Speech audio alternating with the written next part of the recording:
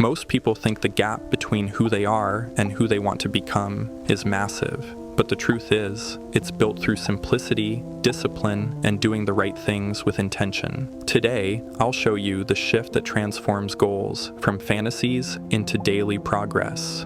Here's what it looks like. Most people are living like they're juggling 15 flaming torches while riding a unicycle on a tightrope. It might look great from the outside, but if you keep pushing without balance, you'll break down. That's just seeing things as they are. But the people who actually live calm, focused, high-output lives, they're not juggling anything. They do less. They pick a handful of things that genuinely matter, and they go all in on those things. No distractions, no fake productivity, just real progress on what counts. And this isn't some feel-good theory I pulled out of thin air either. When Steve Jobs returned to Apple in 1997, the company was falling apart. Instead of adding more, he cut the noise, simplified, and focused only on what truly mattered. That's how he turned things around. The first thing Jobs did was eliminate nearly 70% of Apple's products. He focused only on what worked and ignored everything else. Simplicity saved the company. Most people think doing more solves problems, but it doesn't. Complexity destroys focus. When you spread yourself thin, you stop being effective. Clarity comes from doing less, not more. Within a few years of that massive simplification, Apple went from near bankruptcy to becoming the most valuable company on the planet. That's the power of doing less, but doing it better. My friend, you don't need more on your plate. You need less, just better. Excellence demands sacrifice, not of quality, but of quantity. The things you decline define you as much as the things you accept. Master one path instead of wandering down a dozen, because depth beats breadth every time. What I'm about to share is a 3-step system that helped me finally cut through the overwhelm, but it'll make a lot more sense once you see the hidden reason most people make things way more complicated than they need to be. My friend, most of your stress comes from juggling too much. You're not overwhelmed because life is hard. You're overwhelmed because you're overloaded. You're drowning in distractions. Too many apps on your phone screaming for attention. Too many commitments you said yes. Too many half-baked goals sitting in your Notes app gathering digital dust, mocking you every time you scroll past them. You're trying to do everything at once, and that's why nothing moves. Focus beats ambition. Pick one thing, master it, then move to the next. Here's the hard truth nobody wants to hear. You don't need more, you need less. But the less you choose has to be done with absolute excellence, not mediocrity, not, I'll get to it when I have time. Just excellence. Doing less doesn't make you lazy, it makes you sharp. Focus creates results. The people who win aren't doing everything, they're doing the right things. Success belongs to those who protect their attention like their life depends on it. Every yes to distraction is a no to your dreams. Because here's what I've learned the hard way. Success doesn't come from dabbling in 20 different things and feeling busy, but going nowhere. It comes from doubling down on the vital few, the things that actually move the needle in your life. My friend, you're not behind because you're not doing enough. You're behind because you're doing too much. And that scattered energy, it's killing your progress faster than doing nothing at all. The most successful people aren't better multitaskers. They're just better at saying no to everything except what truly matters. I'm really curious. What's the one thing you're juggling right now that's stealing your focus from what actually matters? That commitment you said yes to out of guilt? That goal sitting in your Notes app? Drop it in the comments below. Sometimes just naming it out loud is the first step to letting it go, and your honesty might give someone else the courage to do the same.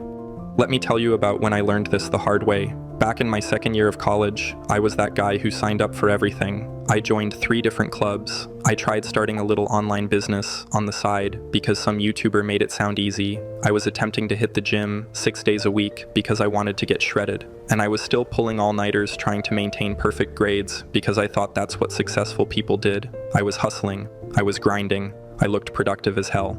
The result? Complete burnout. I was miserable. I had half-finished projects everywhere. My life looked like a garage sale, just a bunch of random stuff scattered around with no coherence, no direction, no progress. Nothing was actually getting done well. I was just constantly busy and constantly stressed, feeling like I was drowning, but too stubborn to admit it. Until that one night hit me, I was spreading myself too thin, too many goals, zero progress. I realized effort means nothing without direction. That's when it clicked. Doing less could actually get me further. Finishing one thing beats starting 10. Completion creates momentum, so I cut ruthlessly. I quit 2 of the 3 clubs. I put the business idea on pause, not forever, just for now. I picked 2 priorities, and only 2. my health and school. Everything else got a hard no. Once I simplified, everything improved. My focus got sharper, my results got better, and my stress disappeared. Life works smoother when you stop trying to do it all. Clarity emerges when clutter vanishes. Energy flows where chaos once drained it. You'll accomplish more by subtracting than you ever did by adding. Here's where everything starts to make sense. This rule applies at literally every level of life, from your personal goals to billion-dollar companies. The pattern is the same. Amazon didn't become massive by trying to sell everything on day one. They started with just one thing. They nailed books. They built the infrastructure, perfected the logistics, figured out shipping, and earned customer trust. Only then did they expand. If Bezos had tried to sell everything from day one, Amazon would have failed fast. He started with books, mastered one thing, then expanded. Focus first, scale later, but doing less first laid the foundation for doing more later. That's the key nobody talks about. You earn the right to do more by first doing less exceptionally well. My friend, the point is to be intentional right now, so your choices today open up more possibilities in the future. Think of it like building a house. You don't start by constructing the second floor. You pour a solid foundation first, then you build up. Most people are trying to build 5 different houses at the same time, and they're all half finished, leaning, about to collapse. Meanwhile, the person who built one solid house first, they're already living in it and planning the second one. That's the difference. Depth before width, mastery before variety, excellence in the few before mediocrity in the many. You don't need permission to simplify your life. You just need the courage to admit that less might actually be the answer you've been looking for. Most people drown because they won't let go of what's sinking them. Freedom starts the moment you stop clinging to complexity. Quick heads up, I recently launched memberships here as a way to connect more directly. Members get the real-world examples, practical frameworks, and honest insights that go beyond what I can cover in videos. If you've ever wanted those deeper insights into what's actually working, hit that join button below. I'd be honored to have you. Here's how to live the do less, do it better rule. 3 simple steps that actually work. Step 1, identify the vital few. Ask yourself, what truly matters right now? Pick the few things that create real progress and drop the rest. Focus turns effort into results. If you're building your career, focus on one main skill and real connections. If it's your health, stick to training and eating clean. Forget the gimmicks. Master the fundamentals and stay consistent. Here's a little exercise that completely changed everything for me. Write down everything you're currently chasing. Every goal, every project, every commitment, every "I should probably do this" sitting in the back of your mind. Get it all out on paper. Now ask yourself this brutal, uncomfortable question. If I could only succeed at one of these things in the next 12 months, which one would change my life the most? Sit with that question. Really think about it. Don't pick what sounds impressive or what other people expect from you. Pick the one that would genuinely transform your reality. That's your answer. That's the one to prioritize. That's where your focus goes. Everything else is optional, secondary, background noise. My friend, this is about pursuing your dreams in the right order, one step that sets up the next. You can have it all eventually, just not all at once, and that's perfectly fine. Real success comes from building solid foundations that can support everything you're aiming for. The patience you practice today becomes the wisdom that guides every achievement tomorrow. Step 2, ruthlessly cut the rest. My friend, let me tell you something that changed everything for me. If it's not essential, it's stealing from you. Every time you say yes to something unimportant, you say no to what truly matters. Protect your focus like it's your future. The quickest way to simplify your life is to guard your attention. It's your most valuable asset. Treat it like it's worth a fortune. Try to say no more often. No to draining conversations, unfinished projects, and empty advice. Growth comes from action, not endless consumption. Here's the filter that saved me. If it's not a clear yes, it's a no. Don't commit out of guilt or pressure. Only invest energy in what truly matters to you. Your time and energy are not renewable. You don't get more. So treat them like the precious resources they actually are. Protect them ruthlessly, or watch them disappear into everyone else's priorities while yours collect dust. The people who respect your boundaries are the ones worth keeping close. Learning to disappoint others occasionally is how you stop disappointing yourself constantly. Step 3, obsess over quality. Here's what most people don't get. If you're only doing a few things, you have absolutely zero excuse not to destroy them. Fewer projects means your focus isn't scattered across 17 different things. More focus means the quality of your work actually matters. When your quality improves, everything changes. People notice, opportunities grow, and progress finally replaces busy work. Look at elite athletes for a second. The best don't chase everything. They master one thing. Bolt ran, Phelps swam, Serena played tennis. Focus made them unstoppable. Simplicity builds greatness. Nobody remembers you for being decent at 50 things. Nobody's building statues for the person who was pretty good at everything. You get remembered for being exceptional at one thing. No one remembers a person for multitasking. You mastered one craft and poured everything into it. Excellence comes from obsession, not dabbling. My friend, stop spreading yourself thin, trying to do everything. Pick your lane, go all in. Be so good at one thing that people can't ignore you. That's how you build something that actually matters. Depth beats breadth every single time. Mastery in one area opens more doors than mediocrity in 10. The world rewards specialists who deliver excellence, not generalists who deliver average. My friend, let's talk about the elephant in the room. Simplifying your life doesn't magically make everything easy. In fact, it's going to feel harder at first. Way harder. Why? Because saying no hurts. Letting go of options feels like losing parts of yourself. But focus demands sacrifice. Simplicity costs you comfort, but it gives you mastery. But here's what you get in return: freedom, clarity, actual power over your own life instead of being pulled in 17 directions by everyone else's priorities. What most people completely miss about minimalism: it's not just about throwing away your stuff or living in a tiny house with 3 shirts.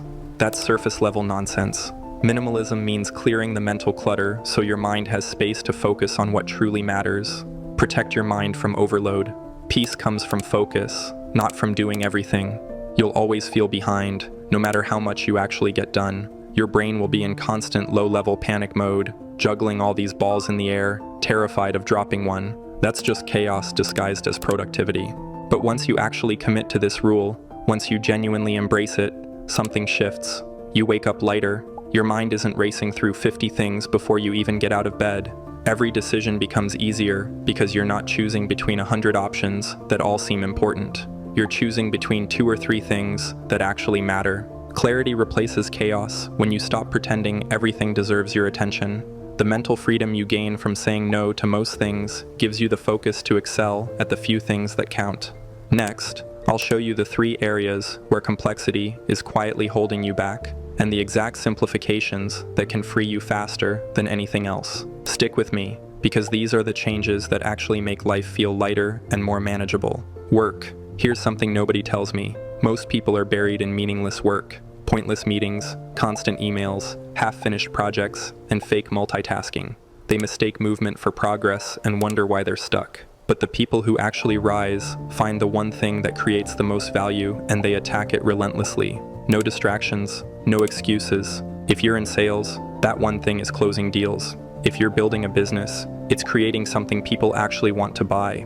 If you're a content creator, it's making stuff that genuinely connects with real humans. Everything else is just a noise, the illusion of progress, while nothing actually moves forward. The truth is, the 80-20 rule is real. Most of your results come from a small part of your effort. Find what actually works and double down.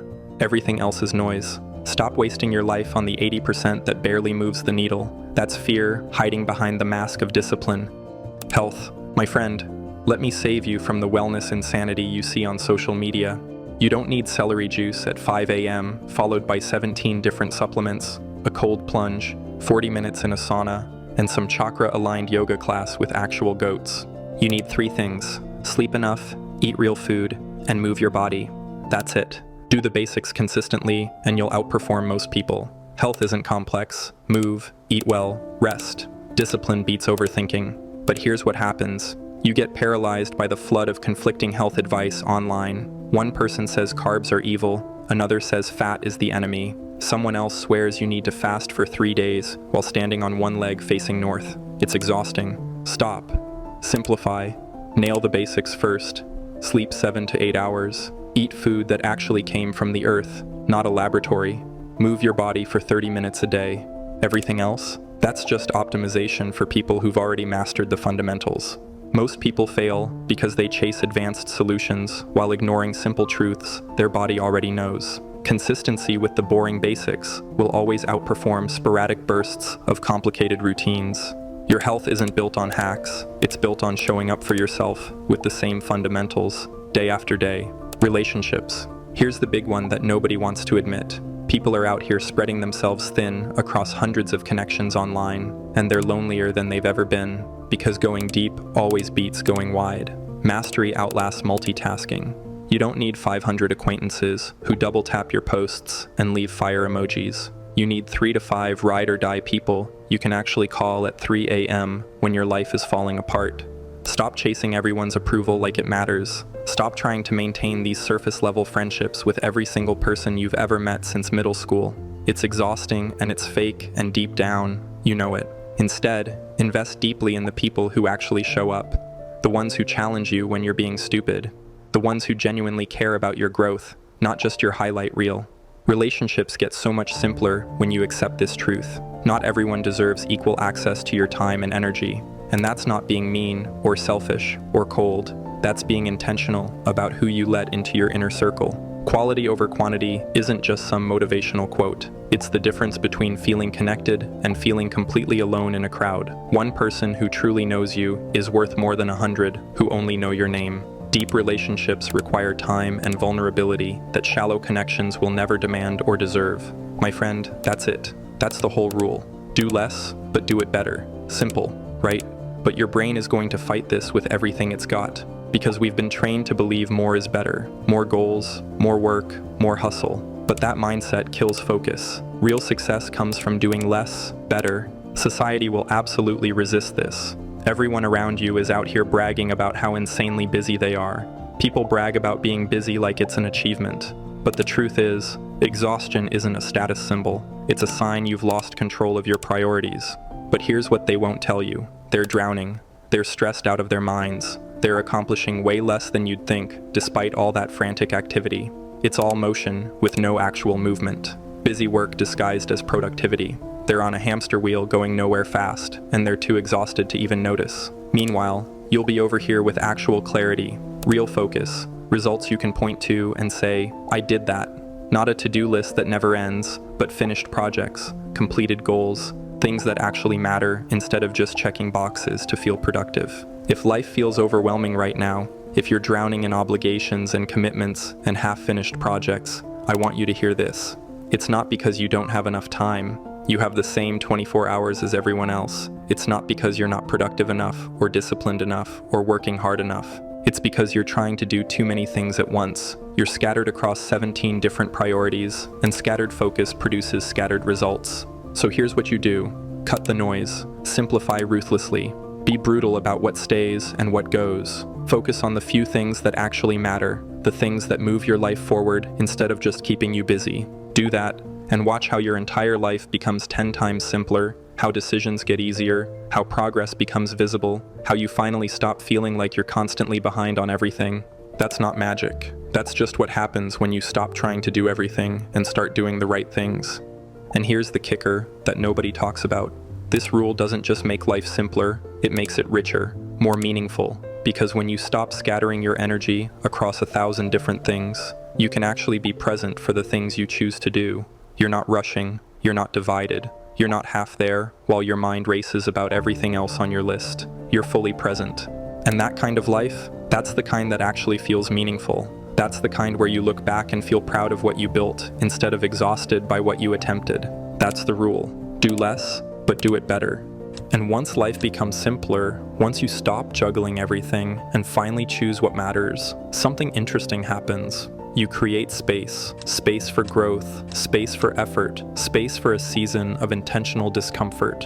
And that's where momentum begins. Not when life is easy, but when you decide to rise while everyone else waits for the right time. So let's lean into that season now and talk about how to take advantage of the moments most people waste. Let me tell you something about winter. While everyone's making excuses about the cold and dark, you've got a golden window to leave them all behind. Be real with yourself. How deeply do you want this? Not the casual kind of wanting, but the kind that keeps you moving even when everything feels heavy. With that level of hunger, hard seasons don't stop you, they strengthen you. My friend, I used to wait for the new year to change. I'd put things off during the holidays, convincing myself I'd restart in January, while wasting afternoons doing nothing just because it felt easier to delay. That version of me stayed stuck, year after year, in the same story. Then I realized something brutal. Successful people don't wait for perfect conditions. They work when nobody's watching. They train when everyone else is eating cookies. They build when the coffee shops are empty and the gym has 3 people in it. This is your moment to go into what I call monk mode. Not forever, just for these winter months. You shut out the noise, delete the distractions, and focus on 3 things: your health, your goals, and your mind. That's it. The best thing about winter is that most people slow down. They relax, celebrate, and stop pushing.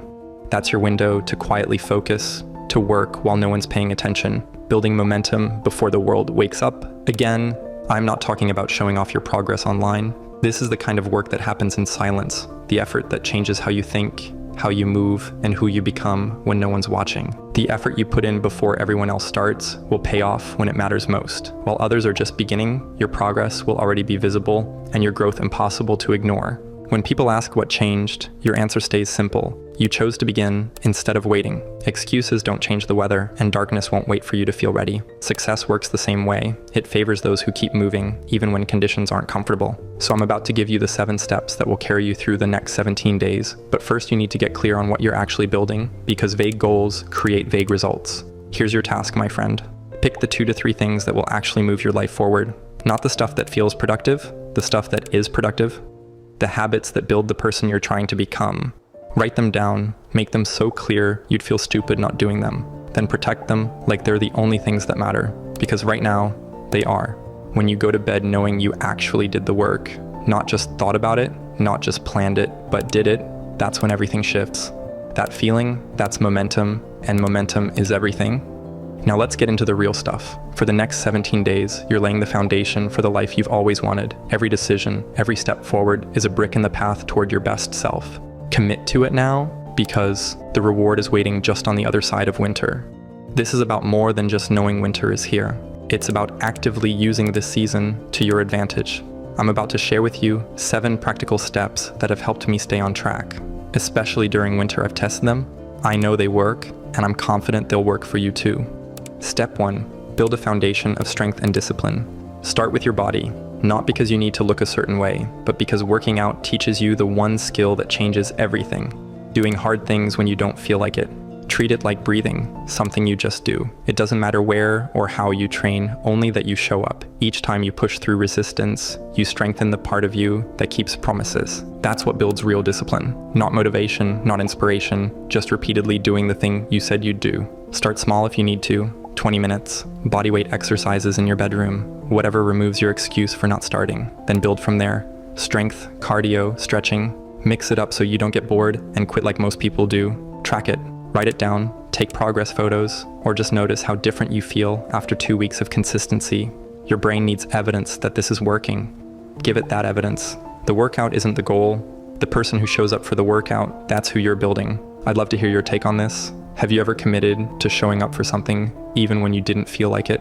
What shifted for you after those first 2 weeks of pushing through? Drop it in the comments below. I'm genuinely curious if working out became the gateway to discipline in other areas, because your story might be exactly what someone else needs to hear right now. Step 2, own your mornings, own your day. Waking up early isn't about joining some cult or posting sunrise photos. It's about stealing time back before the world starts pulling at you. When you wake up before everything gets loud, you get to decide how your day starts. You're not reacting to messages, notifications, or other people's urgency. You're setting the tone. That's the difference between controlling your day and your day controlling you. But don't shock your system with sudden changes. Adjust gradually, wake up a little earlier, settle into it, then push further. Real progress comes from steady improvement, not extreme overnight transformations. Make your morning something you don't hate. Coffee, silence, a few minutes to think, whatever makes you not want to hit snooze and go back to sleep. Before you dive into your day, take 60 seconds to decide what actually matters today. Not everything on your to-do list, just the 1 or 2 things that move your life forward. Those early hours, when it's still dark, that's your time. Protect it. Step 3, take control of your mind, reclaim your peace. My friend, let me tell you something most people get wrong about mindfulness. It's not some Instagram-worthy meditation session. It's you finally taking back control from the noise in your head. Here's what actually matters. Pick 10 minutes. Morning, lunch, midnight, doesn't matter. Just pick one and show up. Focus on your breath. Your brain will wander. That's not failure. That's literally the point. When it happens, bring it back. You're not trying to achieve some Zen master bullshit. You're training your brain to stop being hijacked by every random thought. Most people think mindfulness means emptying their mind. Wrong. It means noticing the chaos without letting it drive the car. That's the difference between reacting to life and responding to it. Your real power exists in the moment between what happens and how you respond. When you learn to control that space, you stop reacting and start intentionally shaping the life you want. Step 4, cut out the noise. Bad habits can drain your energy, waste your time, and hold you back from reaching your full potential. The winter arc is the perfect time to start letting go of those habits that no longer serve you. And here's the thing, quitting doesn't mean you have to go cold turkey on everything all at once. When you let go of bad habits, you're clearing space for new, positive habits to take root. You're taking back control of your actions and ultimately your life. Let's break down the first steps for you. Identify one habit you want to change. Start small and focus on one thing at a time. Replace it with a positive alternative. If you're trying to cut down on junk food, keep healthy snacks around. If you're trying to reduce screen time, replace it with reading or going for a walk. Track your progress. Every day that you resist a bad habit is a win. Celebrate those victories, no matter how small they seem. Whatever your version of a bad habit is, snacking late, sleeping in, scrolling too long, use this season to break it. Every habit shapes who you're becoming. Replacing one negative pattern builds momentum and strengthens your self-trust, creating the kind of identity that drives real change. Step 5, reclaim your energy and focus. Here's what nobody wants to talk about. Porn and excessive masturbation aren't just habits. They're stealing your drive, your focus, and your potential while you chase a 2-second dopamine hit that leaves you empty. When you quit, you're not just stopping something, you're reclaiming energy you didn't know you had. Your motivation comes back, your discipline sharpens, your relationships improve, but most people never get there because they won't admit the problem exists. Start by identifying what sets you off: boredom, stress, or that late night scroll. Once you know your triggers, build systems that protect you. Replace the urge with action. Move, lift, step outside. Willpower fades, but structure holds. Real change happens when you design your environment to make discipline effortless. Track your progress. Write down how you feel each day. Evidence builds confidence. This isn't about guilt, it's about awareness.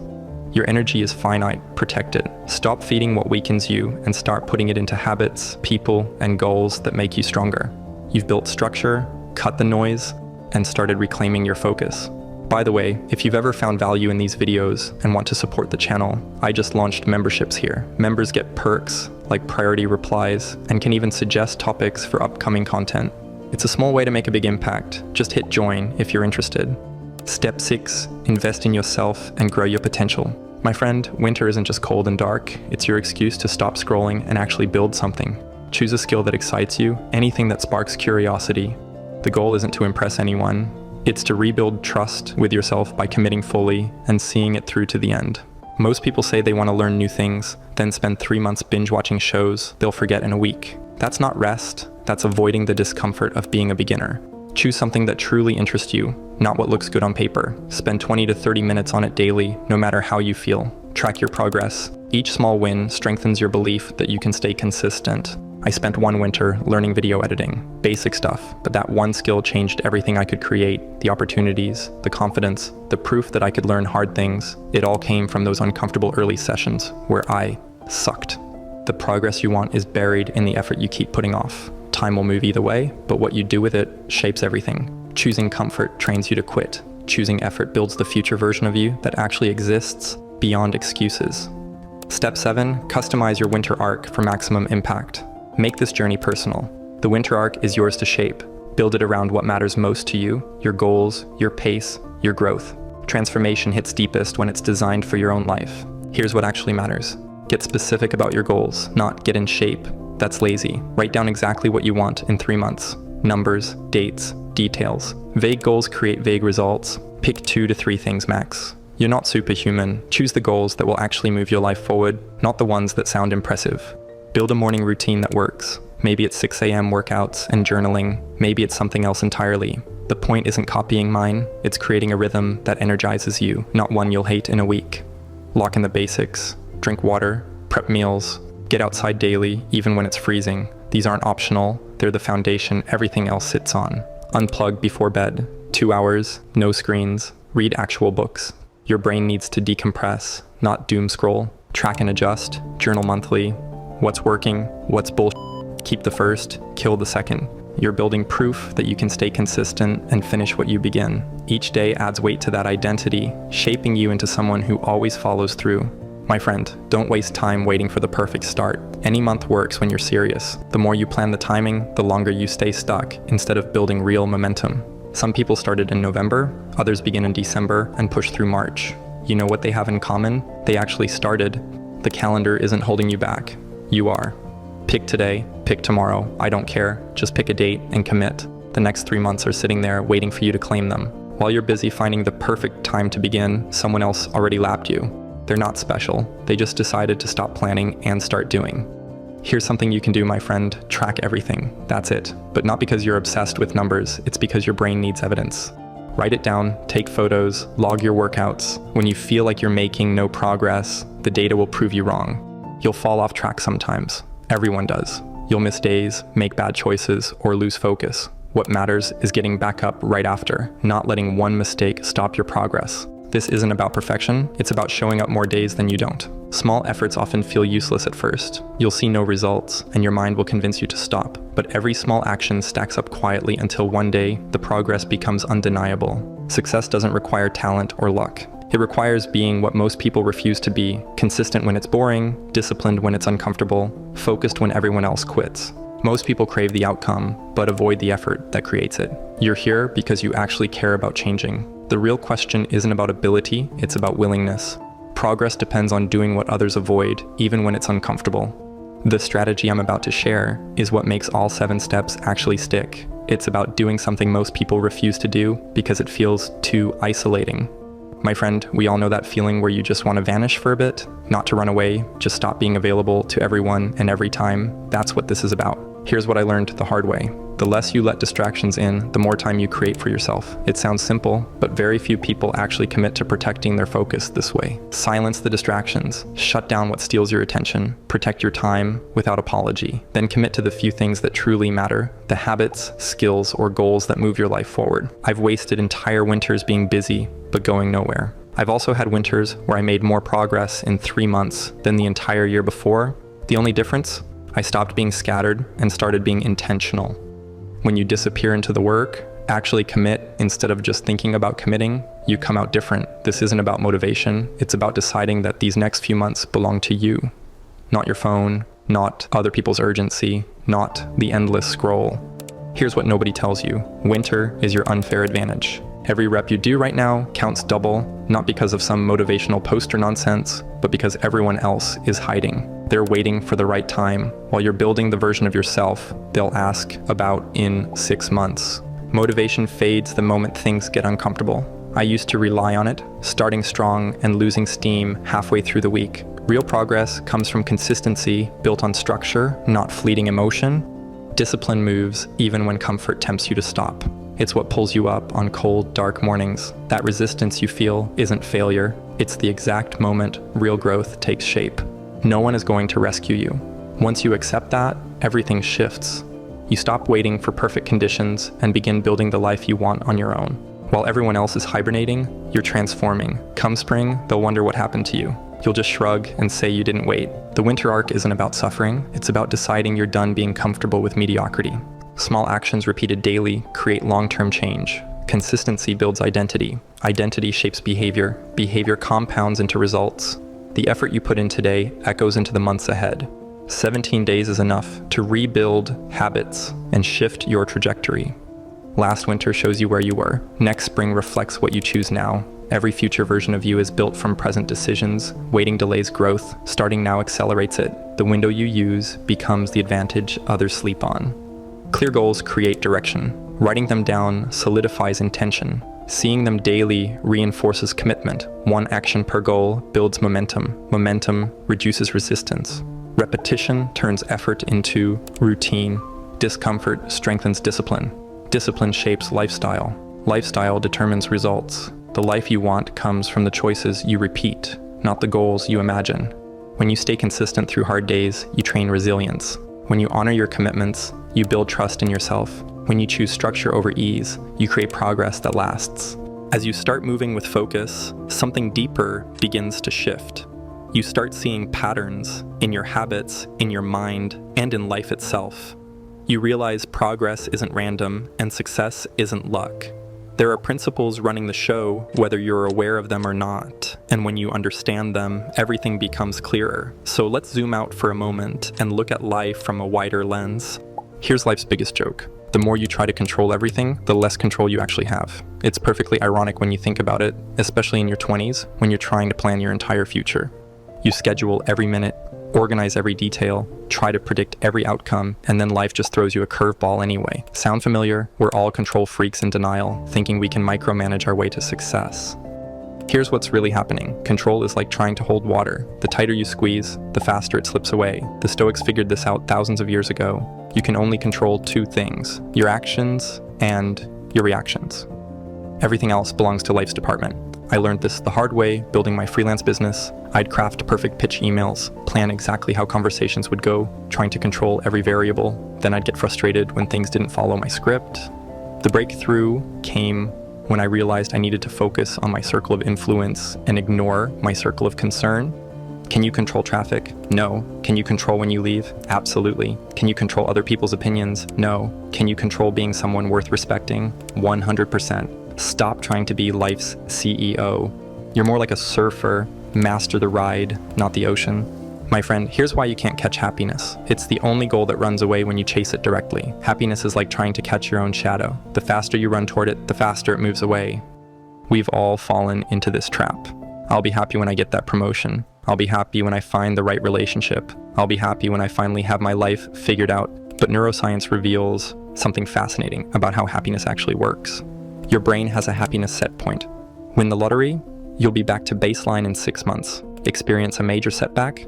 Same thing, back to baseline in 6 months. It's called the hedonic treadmill, and it explains why chasing external things for happiness is a losing game. Let me tell you, happiness isn't a destination you arrive at. It's a byproduct of living well. It comes from making progress, not achieving perfection. From building genuine connections, not accumulating stuff. From contributing something meaningful, not just taking what you can get. When I was struggling to build my business, I kept thinking, I'll be happy when I hit $5,000 per month. Then it was $10,000. Each milestone moved the goalpost because I was chasing happiness directly instead of focusing on doing good work and helping people. The solution is counterintuitive. Stop chasing happiness directly. Focus on meaning, growth, and contribution instead. Do things that matter to you, and happiness shows up uninvited. The biggest paradox? The less you need happiness, the more it appears. I'm about to reveal the most counterintuitive truth about effort and success. But first you need to understand how your brain is secretly sabotaging your decision-making every single day.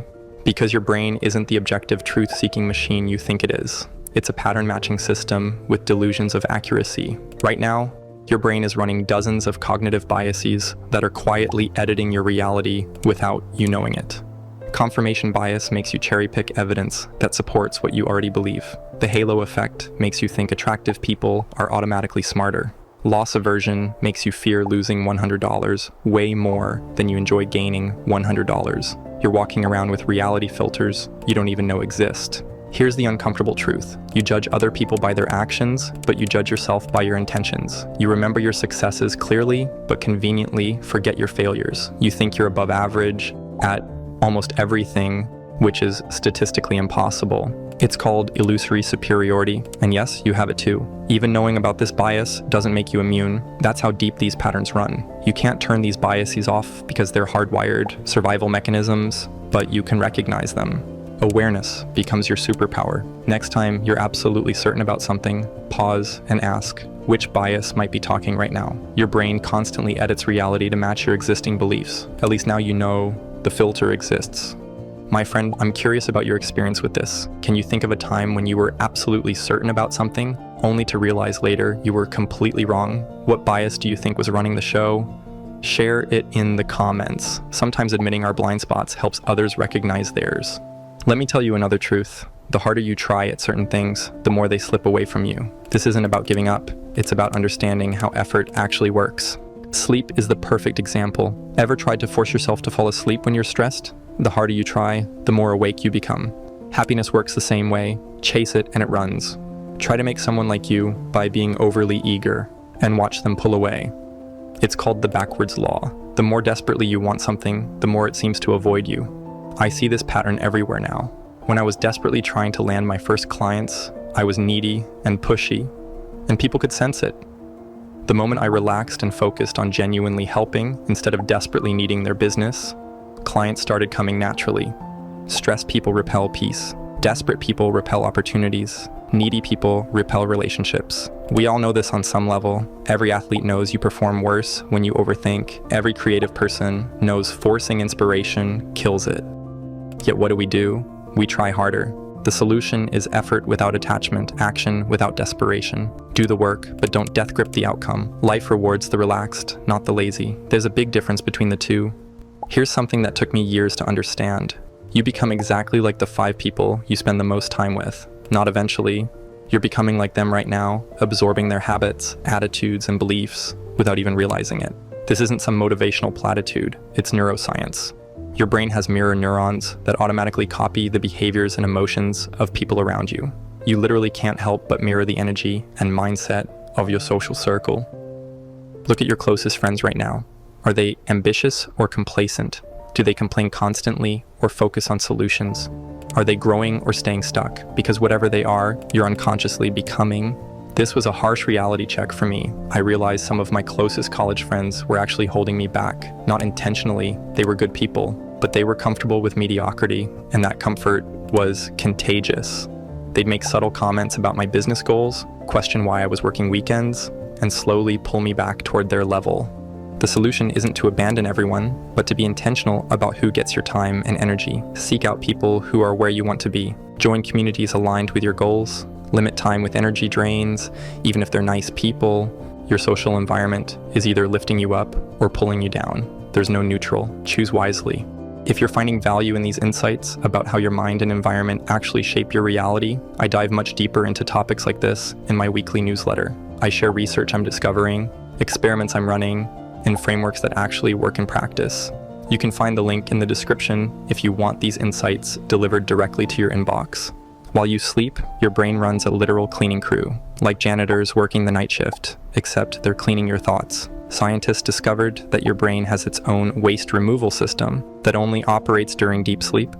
Cerebrospinal fluid, no idea how to spell that actually, but anyways, this fluid washes through your brain tissue, clearing out metabolic toxins that build up during the day. It's like running a dishwasher for your mind. Here's the wild part. Your brain physically shrinks during sleep to create more space for this cleaning process. Your brain weighs about 3 pounds, is 60% fat, and burns 20% of your daily calories just from thinking. We're walking supercomputers that need nightly maintenance to function properly. One night of poor sleep leaves metabolic waste in your brain, like trying to work in a cluttered office. This is why you can't think clearly when you're sleep deprived. It's not just fatigue, your brain is literally dirty. The cleaning crew didn't finish their job. Scientists are still discovering how this nightly reset affects memory, creativity, and decision-making. Your brain has a janitorial staff you never knew about, and they only work the night shift. Respect their schedule. Brace yourself. 90% of your decisions are emotional, and only 10% are logical. Your rational mind isn't driving. It's just narrating the trip after the fact. Think you chose your career logically? Probably not. You felt drawn to something. Then your logical brain came up with rational reasons why it made sense. That gut feeling about someone when you first meet them? That's your emotional brain processing millions of microsignals faster than consciousness can keep up. Let me tell you, your emotions are smarter than your thoughts in many ways. The science is fascinating. Your emotional brain processes information 500,000 times faster than your logical brain. By the time you think about something, your emotions have already decided and started pushing you in a direction. This isn't bad news, it's great news once you understand how to work with it. Your emotions are data, not directives. They're giving you information about your environment and values, but you still choose what to do with that information. That pause between feeling something and acting on it, that's where your actual power lives. Most people skip this pause and wonder why their life feels out of control. Speaking of things that feel out of control, I'm about to explain why your memories are basically fiction. But there's one more principle about life that most people completely miss. Your memories aren't recordings like you think. They're more like Wikipedia pages that anyone can edit, and the main editor is you. Every time you remember something, you literally change it. The act of remembering makes memories malleable. Your brain fills gaps with current knowledge, modifies details based on new experiences, and sometimes invents things that feel completely real. You're not remembering the actual event. You're remembering the last time you remembered it, plus all the edits you've made along the way. Scientists have proven this repeatedly. They can implant false memories so vivid that people will swear they're real. That confident story you tell about your childhood, probably 40% fiction. That clear memory of how something happened, partially manufactured. This might sound disturbing, but here's the opportunity. If memories are malleable anyway, you can rewrite your story consciously, not by lying to yourself, but by choosing which parts of your experiences to emphasize and focus on. You're already editing your past whether you realize it or not. The question is whether you're doing it intentionally or letting it happen randomly. Since you're the editor either way, you might as well edit consciously. I've said that many times before. 20% of what you do creates 80% of your results. Everything else is expensive noise that keeps you busy without moving you forward. This principle shows up everywhere once you start looking for it. 20% of your relationships bring 80% of your joy. 20% of your daily tasks produce 80% of your actual value. 20% of your habits create 80% of either your problems or your progress. In your phone, you probably use 20% of your apps 80% of the time. Life isn't fair in the traditional sense. It's exponential. Small differences in input create massive differences in output. This is why identifying your vital 20% and doubling down is so powerful. Which activities actually move the needle? Which relationships genuinely energize you? Which habits create the biggest positive impact? Stop trying to optimize the 80% that barely matters. The brutal truth is most of what you do daily is waste motion, but that means you can cut 80% of your efforts and barely notice a difference in results. Meanwhile, if you identify and focus on your vital 20%, you can dramatically improve your life without working harder. You don't have bad habits. You have perfectly functioning loops with terrible rewards. Every habit follows the same pattern: cue, routine, reward. Feeling stressed, that's your cue.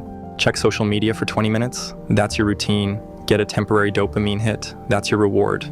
Your brain doesn't care whether habits help or hurt you long term. It just runs the established program. Here's the key insight. You can't delete habits. The neural pathways are permanent highways in your brain. But you can change the routine while keeping the same cue and reward. Feeling stressed? Do push-ups instead of scrolling. Same stress relief, better long-term outcome. The cue stays the same, the reward stays the same, but you've upgraded the routine to something that serves you. The average person runs 40% of their day on autopilot through habit loops. Design your loops consciously, and autopilot becomes your ally instead of your enemy. My friend, 1% daily improvement equals 3,778% yearly improvement. Tiny choices create massive destinies over time. Think 1% is insignificant? If you get just 1% better every day, you're 37 times better after 1 year. But it works in reverse too. 1% worse daily leaves you at about 3% of where you started. Success isn't a sprint, it's compound interest for your life. We overestimate what we can accomplish in a day and underestimate what we can accomplish in a year. Read 10 pages daily, that's 12 books per year. Save $5 daily, that's nearly $2,000 plus interest. Exercise 15 minutes daily, that's a completely transformed body. Small choices seem meaningless until they suddenly aren't. The secret isn't motivation or willpower. Those run out. The secret is understanding the math and building systems that work automatically. Focus on systems, not goals. 1 healthy meal today, 1 page read, 1 push-up. The compound effect handles the rest. Life isn't about finding yourself like some hidden treasure. It's about creating yourself, choice by choice, habit by habit, day by day. You're not discovering some predetermined destiny. You're building it with daily decisions. The ultimate life framework has 3 parts. Accept what you can't control, almost everything. Master what you can control, your actions and reactions. And compound tiny improvements daily without getting attached to immediate results. Your 20s are when you set the foundation for everything that comes after. Every principle we've covered becomes easier to implement now than it will be in 5 or 10 years when you have more responsibilities and established patterns. Now, with that clarity, the next question becomes obvious. How do you actually use what you know? Knowledge means nothing if it never becomes action. This is where structure meets identity, where you stop trying to force productivity and instead build systems that make execution natural. So let's take everything we now understand and make it practical. My friend, 20% of what you do creates 80% of your results. Everything else is noise that keeps you busy without moving you forward. This principle shows up everywhere. 20% of your relationships bring 80% of your joy. 20% of your daily tasks produce 80% of your actual value. 20% of your habits create 80% of either your problems or your progress. Life isn't fair in the traditional sense. It's exponential. Small differences in input create massive differences in output. This is why identifying your vital 20% and doubling down is so powerful. Which activities actually move the needle? Which relationships genuinely energize you? Which habits create the biggest positive impact? The brutal truth is most of what you do daily is wasted motion, but that means you can cut 80% of your efforts and barely notice a difference in results. Meanwhile, if you identify and focus on your vital 20%, you can dramatically improve your life without working harder. What makes things difficult isn't always the effort, but finding the courage to turn down tasks that seem useful yet lead nowhere. Many stay endlessly occupied, never realizing what they really want because they never pause to see what truly counts. So I'm about to share the environmental hack that makes willpower completely irrelevant. But first you need to understand why your current setup is sabotaging you. My friend, your brain is lying to you right now, and you don't even know it. Your brain isn't the objective truth-seeking machine you think it is. It's a pattern-matching system with delusions of accuracy. Right now, your brain is running dozens of cognitive biases that are quietly editing your reality. Confirmation bias makes you cherry-pick evidence that supports what you already believe. The halo effect makes you think attractive people are automatically smarter. Loss aversion makes you fear losing $100 way more than you enjoy gaining $100. Here's the uncomfortable truth. You judge other people by their actions, but you judge yourself by your intentions. You remember your successes clearly, but conveniently forget your failures. You think you're above average at almost everything, which is statistically impossible. It's called illusory superiority, and yes, you have it too. You can't turn these biases off because they're hardwired survival mechanisms, but you can recognize them. Awareness becomes your superpower. Next time you're absolutely certain about something, pause and ask, which bias might be talking right now? Those who succeed aren't the ones who removed every flaw, but those who created systems that keep working anyway. Your mind will always mislead you, so learn to make choices that account for its limits. I'm really curious about your experience with recognizing these biases in your own thinking. Have you caught yourself falling into confirmation bias or judging others by their actions while giving yourself a pass based on intentions? Which bias do you think affects your decisions most? Drop your thoughts in the comments below. Your self-awareness might help someone else have their own breakthrough moment. Let me show you the most dangerous math equation you'll ever ignore. 1% better daily makes you 37 times better in a year, but 1% worse leaves you with almost nothing. Sounds impossible, right? But here's what's terrifying. 1% worse every day leaves you at 3% of where you started. Most people think 1% is nothing. What difference does 10 pages make today? But that's 12 books by next year. $5 won't change my life, except that's $2,000 you didn't have. 15 minutes of exercise is pointless. Tell that to the completely different body you'll have in 12 months. We're delusional about time frames. You think you can transform everything this week? You can't. But you refuse to believe what 12 months of tiny choices will do, and that's exactly why you're stuck. Here's the truth. Motivation dies and willpower runs out. What works is understanding compound math and building systems that don't require you to feel inspired. Your daily choices aren't meaningless. They're either building the person you want to be or destroying them. Small choices seem invisible until suddenly they're not. By then, it's either your breakthrough or your regret. Where you end up comes from the small choices you make every day, not one massive turning point. The moments you barely notice often shape your path more than any big decision ever will. Here is life's biggest joke nobody is talking about. The more you try to control everything, the less control you actually have. It's perfectly ironic, especially when you're in your 20s trying to figure out your entire future. You schedule every minute, organize every detail, try to predict every outcome, and then life throws you a curveball anyway. Control is like trying to hold water in your hands. The tighter you squeeze, the faster it slips through your fingers. The Stoics figured this out thousands of years ago. You can only control two things: your actions and your reactions. Everything else belongs to life's department. I learned this the hard way when I started freelancing. I'd craft these perfect pitch emails, plan exactly how conversations would go, trying to control every single variable. Then I'd get frustrated when things didn't follow my script. The breakthrough came when I realized I needed to focus on my circle of influence and ignore my circle of concern. Can you control traffic? No. Can you control when you leave for work? Absolutely. Can you control other people's opinions? No. Can you control being someone worth respecting? 100%. Stop trying to be life's CEO. You're more like a surfer. Master the ride, not the ocean. The waves will come whether you're ready or not, so your only real power is in how quickly you can read them and adjust. Those who keep waiting for the right moment often stay stuck, but those who take action, even when things feel uncertain, usually discover opportunities far beyond what they imagined. Here's why you'll never catch happiness. You're chasing it like an idiot. Happiness is the only goal that runs away when you chase it directly. It's like trying to catch your own shadow. The faster you run toward it, the faster it moves away. We've all told ourselves those little promises, that joy will come after the next goal or milestone. Yet research shows happiness doesn't wait at the finish line. It's built in how we live right now.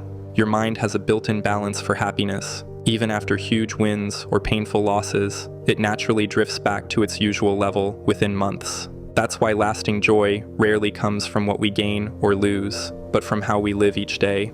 Happiness isn't a destination. It's a byproduct of living well. It comes from making progress, not achieving perfection.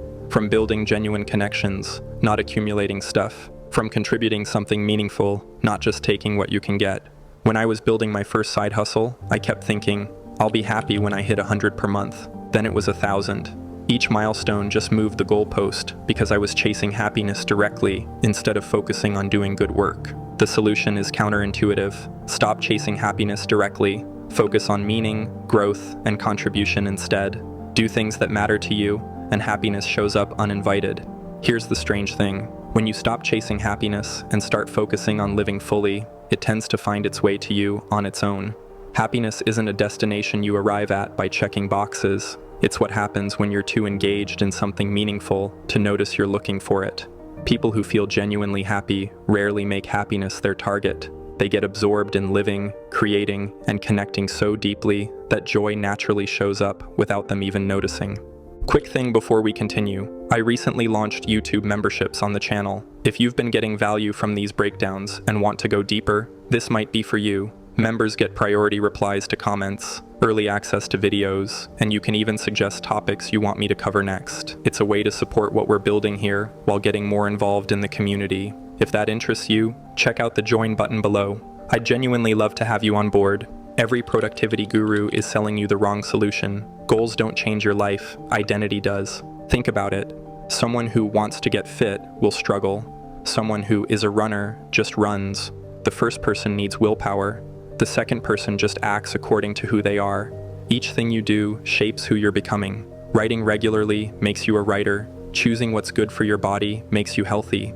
Identity builds from actions, not intentions. You don't need to believe you're the person you want to become. You just need to do what that person would do today, and eventually you'll look up and realize you already are them. The goal isn't to read a book. The goal is to become a reader. The goal isn't to run a marathon. The goal is to become a runner. The goal isn't to build a business. The goal is to become an entrepreneur.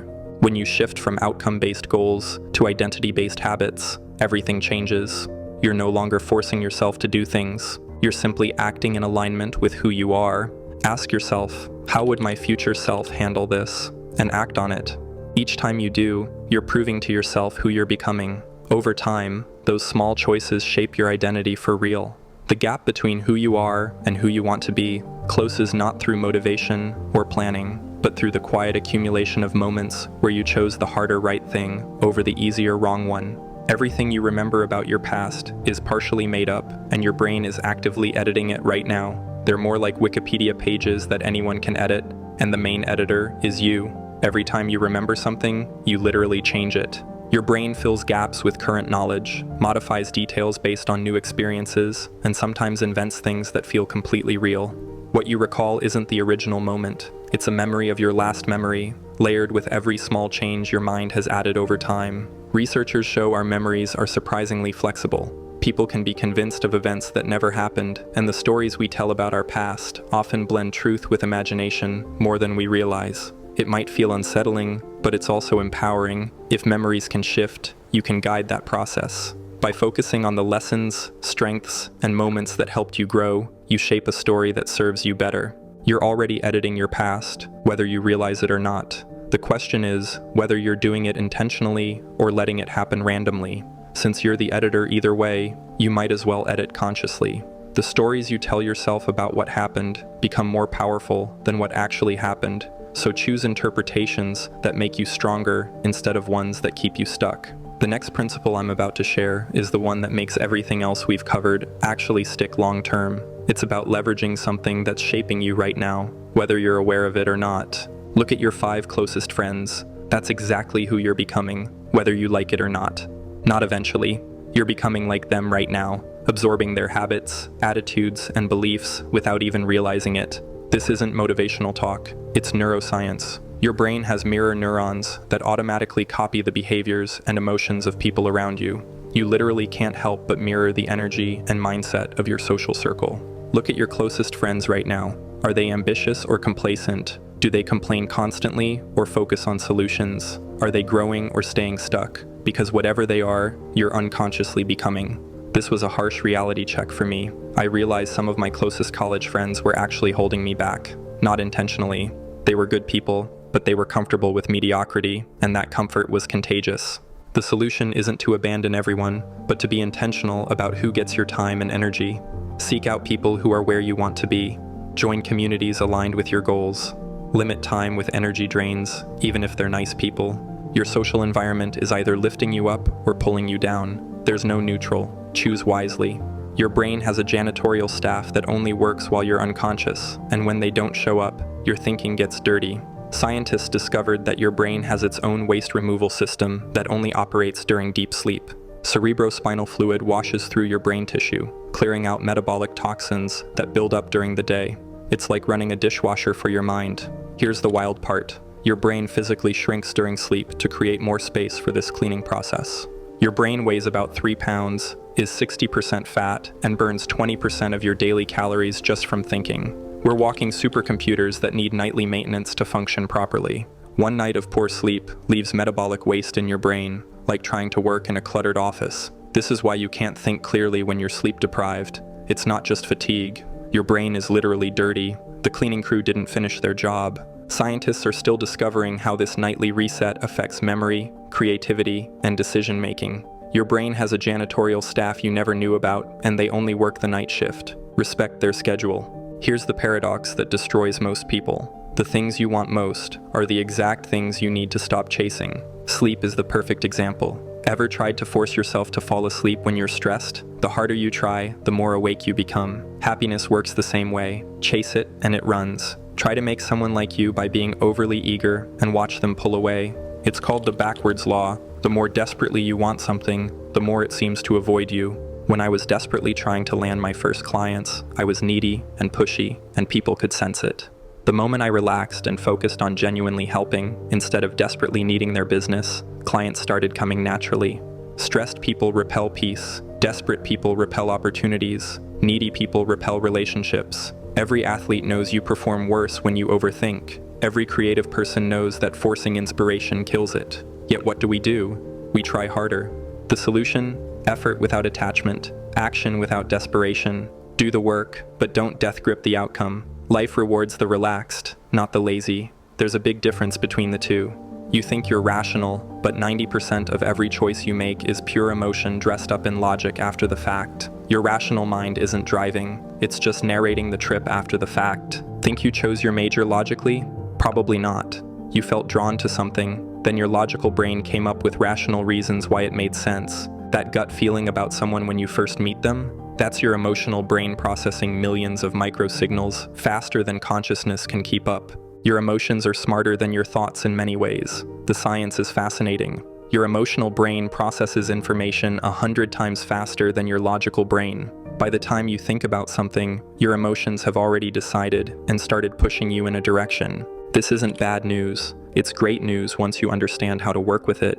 Your emotions are data, not directives. They're giving you information about your environment and values, but you still choose what to do with that information. That pause between feeling something and acting on it, that's where your actual power lives.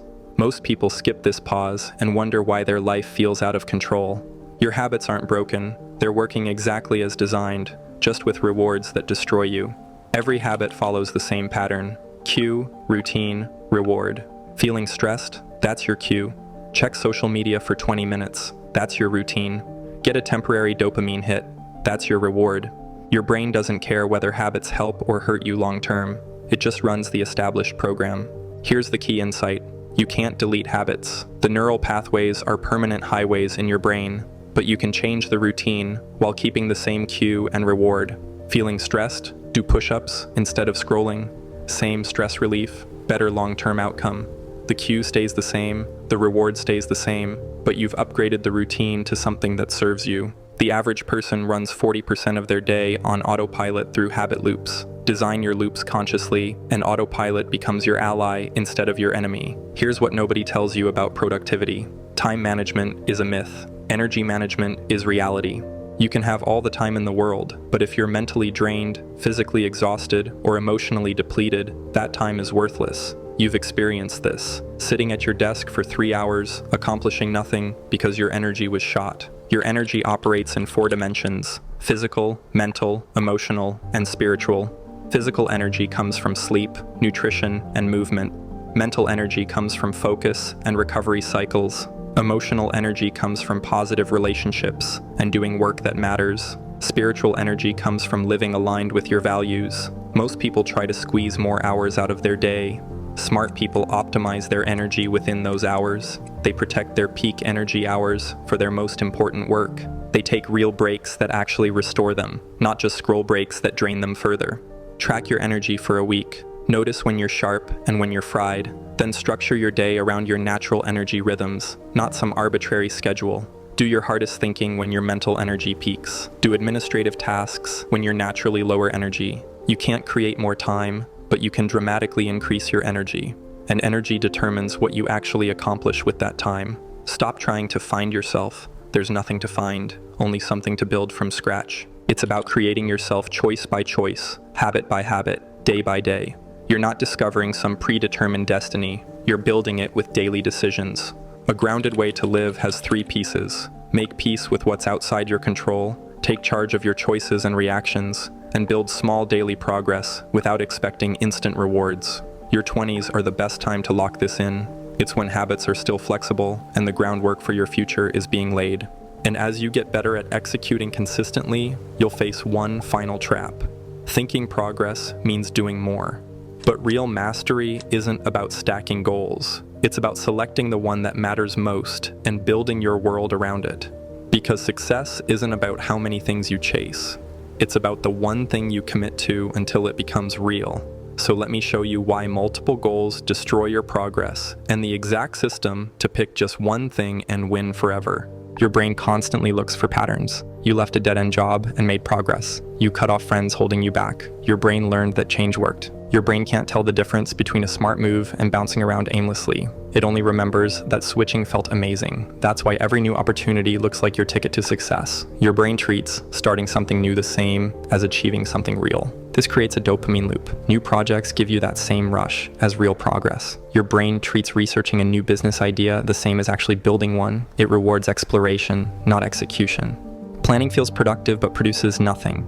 Action feels risky but produces everything. Here's how you fix this problem. Track completion, not starts. Write down every project you begin and force yourself to finish 3 before starting anything new.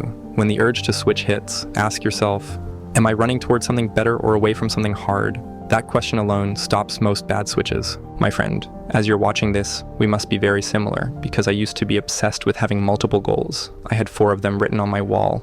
Build my YouTube channel, learn Spanish, get ripped, read 50 books. 3 months later, I had 47 subscribers, broken Spanish no one heard, half-finished books, and abs still hiding. I stayed busy every day, but went nowhere fast. That's when I realized something that completely changed my approach to goals. The whole goal thing got totally twisted. Back in the day, a goal meant one thing, the most important thing. Like in sports, there's one goal you're trying to score on, not 6. But then we started talking about goals with an S, and everything went sideways. We convinced ourselves that having more goals meant we were more ambitious. It just makes you scattered. It's like trying to hit 6 different dartboards at once. You're gonna miss every single bullseye because your focus is everywhere except where it needs to be. Having multiple goals is just an excuse to avoid the pressure of actually succeeding at something that matters. Pick the one goal that changes everything else. I picked growing my business. Everything else became support systems. Working out became energy for work, not its own goal. When you have one clear target, every decision becomes simple. Does this help or hurt my main thing? Multiple goals create decision fatigue because you're constantly choosing between competing priorities. The people who seem to have unlimited willpower aren't stronger than you. They just have fewer decisions to make. They've already decided what matters most, so they don't waste mental energy on choices that don't move the needle. Everything in their life either feeds their main goal or gets eliminated. My friend, let me tell you something about energy. Imagine you've got a laser pointer trying to burn through paper. Move it around constantly and nothing happens, but hold it steady on one spot and it burns through. Your personal energy works exactly the same way. Jump between projects and you make tiny progress everywhere. Focus on one thing. That's where the breakthrough happens. Scattered energy is wasted energy, and focused energy becomes an unstoppable force. For instance, if you're planning a Saturday night party, you could throw 4 small parties across town, split your budget, friends, and energy 4 ways. The result was 4 forgettable nights nobody talks about. Or you go all in on one epic party with the same money, same people, and same energy, just concentrated. Now you've got something people remember for months. Focus doesn't just add up your efforts, it multiplies them into something much bigger. Instead of being decent at 4 different things, you become unstoppable at one thing that actually matters.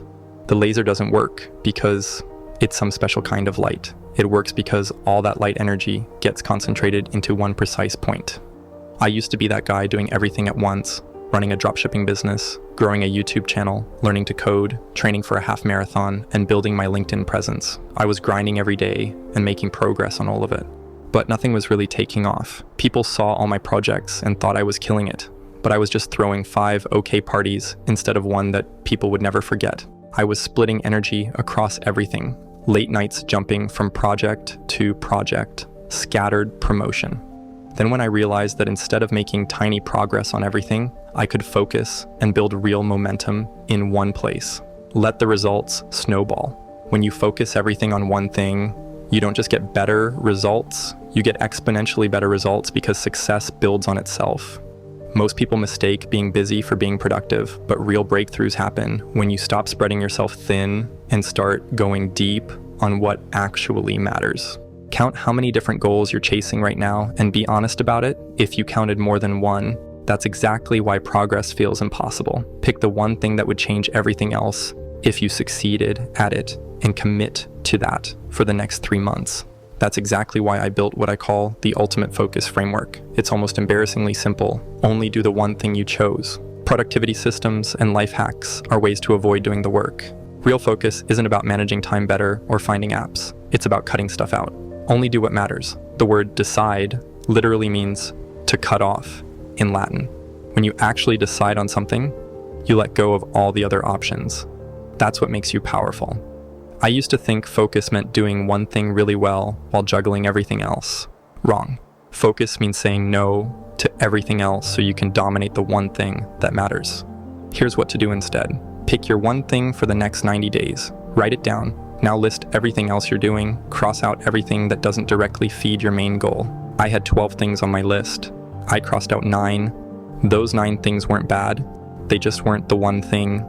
Now when opportunities come up, I ask one question. Does this help my main thing or hurt it? If it's not a clear yes, it's a no. Your power comes from subtraction, not addition. Cut ruthlessly, focus completely.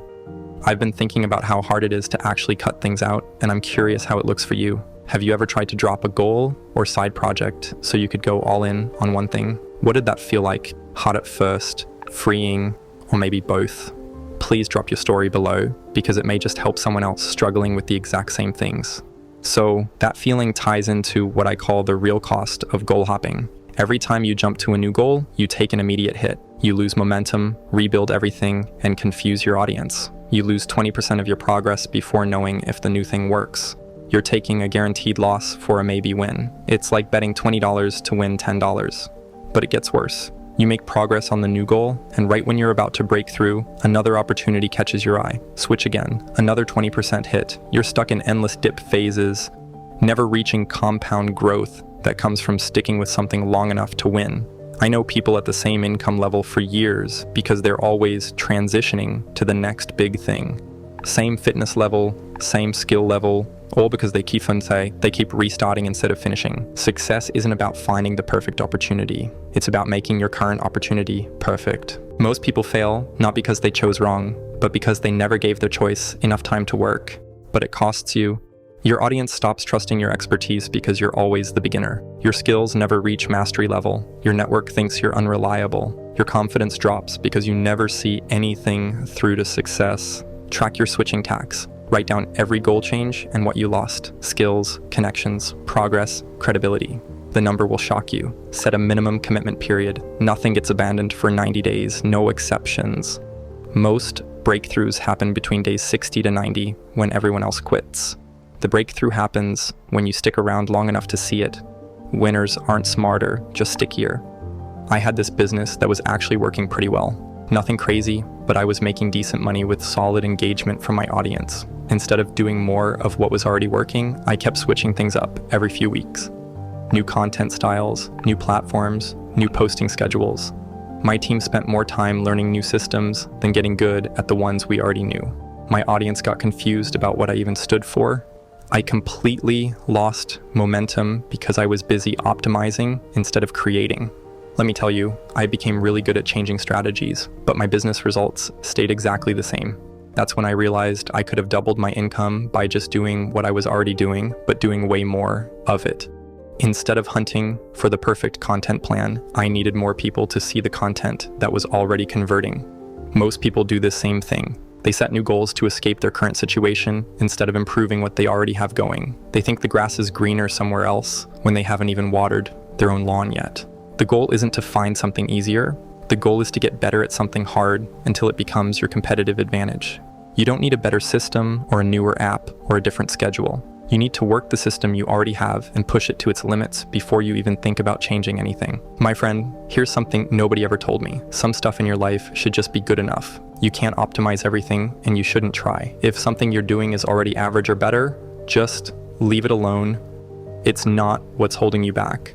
Stop wasting mental energy trying to make it perfect. You need that brain power for the one thing that's actually limiting you. Here's what hurts. It's probably the thing you keep running from. The thing you're bad at, the thing you've been avoiding or paying someone else to do. While you're tweaking your already good Instagram posts, your real problem is just sitting there. Those sales calls that scare you, hard conversations you need to have, learning something you don't want to learn. That's what's actually holding you back. Everything else is just busy work that feels important. We optimize the easy stuff because it feels like progress without the risk of real failure. Here's how you identify where to point your laser. List everything you're trying to achieve, improve, or build. Now, if you had 100% certainty that you could accomplish just one of these things in the next year, which would get you the furthest? When you look at everything else on that list, does it even matter if you nail this one thing? Let's say you choose income. If you 3x your income this year, does it really matter if you don't learn Spanish, if you don't post as much on social media, or if you don't read as many books as you planned? This becomes your singular laser target. Everything else gets moved to what I call the someday list. Most people fear choosing one thing because they think they're giving up on their dreams. You're not giving up. You're giving yourself the best shot at actually burning through to success instead of warming up multiple targets. Create a document for all your random ideas. I called mine the idea graveyard. Ridiculous enough to remind me not to take every thought so seriously. Just dump everything in there, all the things you could work on, optimize, or try. These are good ideas. Some might even be great ideas, but right now, you're not doing any of them. In the past 5 months, I've only pulled 3 things from that list. Just 3, and I probably have more time and resources than most people starting out. You'll feel instant relief when you do this. So much stress comes from that mental list of stuff you should be doing. When you write it down and give yourself permission to ignore it for now, all that noise in your head gets quieter. Your brain just needs to know your ideas are captured somewhere safe. Then it can finally focus on the one thing that actually matters. The difference between successful people and everyone else isn't that they have fewer ideas, they just resist acting on most of them. They understand that saying yes to everything is saying no to excellence. Your attention is your most valuable asset, and most people give it away for free. If you want real progress, stop everything else you've been trying to do. Focus only on executing what you're already committed to, but execute it at a higher level. You'll make more progress, and it will probably depress you because you'll realize the biggest problem wasn't lack of ideas or opportunities. It was a lack of deep execution on the fundamentals. Most people don't have the discipline to do this. They'll hear this advice, nod along, and then go right back to their scattered approach. But the few who actually commit to one thing, it's almost unfair how much faster they move. The hardest part isn't choosing what to focus on, it's choosing what to ignore. By the way, if this whole thing resonated with you, I dive way deeper into frameworks like this in my weekly newsletter. It's where I get real about what's actually working and share how-to guides and blueprints I don't share anywhere else. I would love to see you there. So, Warren Buffett has this thought experiment that changed how I think about everything. You got a punch card with only 20 holes for investments you could make in your entire life. Once those 20 punches are gone, you're done investing forever. He says you'd become an amazing investor overnight because you'd be incredibly picky where to put your money. If you could only make one major change per year, just one big move, you'd look at your options completely differently. Instead of jumping on every opportunity that sounds cool, you'd think about whether this is really the thing that's going to change your life or just another distraction keeping you busy. You'd stop wasting time on side projects and small tweaks. You'd put everything into the one change that actually matters. Most people treat their energy like it's unlimited. Treat it like those 20 punches and watch how much more selective you become. My friend, focus isn't just about doing less. It's about reaching critical mass. When you spread your energy across multiple goals, none of them reach the tipping point where momentum takes over. But when you concentrate everything on one objective, you hit that breakthrough moment where progress becomes exponential instead of linear. That business stuck at the same revenue level for months suddenly doubles. That skill you've been casually developing finally clicks and opens new opportunities. That relationship you've been trying to improve finally reaches a new level of depth. But this only happens when you stop hedging your bets and go all in on what matters most. Stop diluting your power across multiple goals. Real success comes from laser focus on one critical objective. Choose the goal that matters most, put everything else on your someday list, and go all in. The breakthrough happens when you concentrate your energy instead of spreading it thin. My friend, momentum isn't created by perfection, it's created by direction. You become unstoppable the moment you decide to focus on less and finally do it better. Keep going, you're closer than you think. If you found this video helpful, this next video right here will take you even further. Your choice, your life. Start now.